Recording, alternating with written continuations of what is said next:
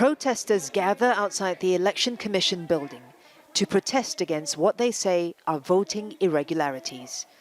Some people were unable to vote after at least 1,800 vote-counting machines malfunctioned during national elections on Monday, less than 2% of the total number of machines. We are here because we have seen how sloppy the Election Commission's work is. They had 3 years to prepare for this election, but they are incompetent. They took away the right of Filipinos to vote for what they want. The protesters were soon pushed back by police, with water cannon and SWAT teams on standby.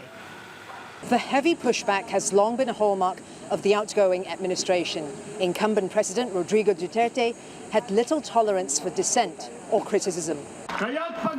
Ferdinand Marcos Junior, whose late father ruled the country for 2 decades and was often described as a dictator, is on course to win a landslide victory. And with Duterte's daughter Sara set to become the vice president, many are concerned their civil liberties may shrink further. Analysts say the return to power of the Marcos family is the result of decades of rebranding, boosted in recent years through social media campaigns, often with misleading information. Studies have shown that the Marcos campaign and the Marcos family has hugely invested in this machinery. And I think if they're going to be the next administration, that this is going to be a lean and mean propaganda spewing machine.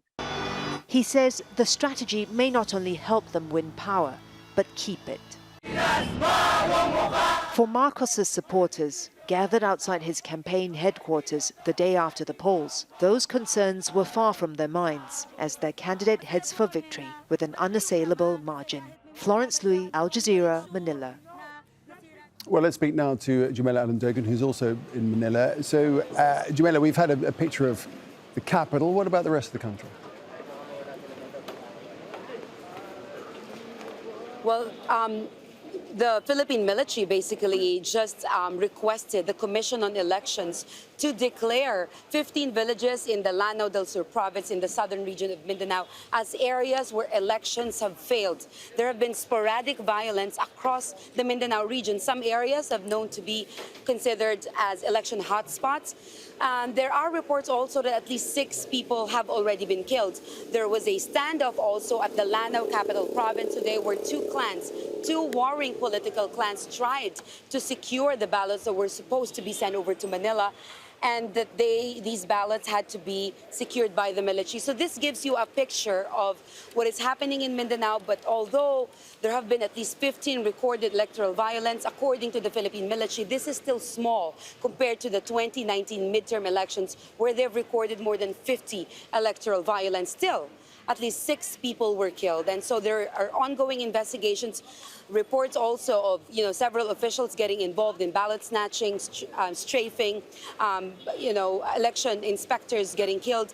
But again, the Commission on Elections has basically that before they could act on investigations, these reports have to be verified. Here in the capital, Manila, protests have just ended. We've got supporters of Vice President Leni Robredo demanding that the Commission on Election officials get out of the building to face him because they say they find so many irregularities, not just, the breakdown of more than 1,800 vote counting machines, but in the way the votes were electronically, temporarily, and initially submitted late Monday night. Now, canvassing has again been delayed by a full day, so I guess it will take a few days before an official winner will be declared for the more than 18,000 positions across the country. In particular, the most contentious, the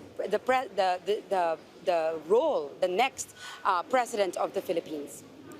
Jamela, thanks for that update. Jamela Alandogan there. Let's take this on further. We can hear now from Marita Tvitug, who's an editor-at-large for the media company Rappler. And she says there are fears the Marcos presidency will erode democracy in the Philippines. As we've seen during the election campaign, he was the least open among the candidates. He did not grant media interviews except to those he considered friendly.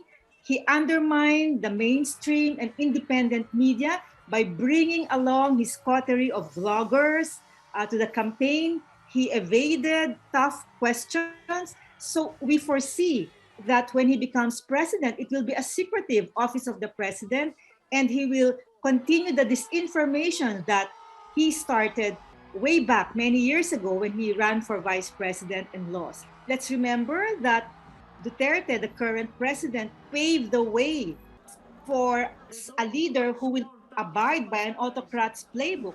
Duterte started, when he campaigned for president, when he became president, used a lot of disinformation, and we saw that some of these were state-sponsored. So it's easy for the successor to continue with this erosion of democracy because Duterte has paved the way. So we see disinformation, we see a weakening of institutions, and thirdly, our standard history textbooks do not thoroughly discuss martial law and the abuses of the dictatorship. So it's very, very sad that when Marcos sits down as president on June 30, we may even lose our history. So this is a battle for our future as well as for our past.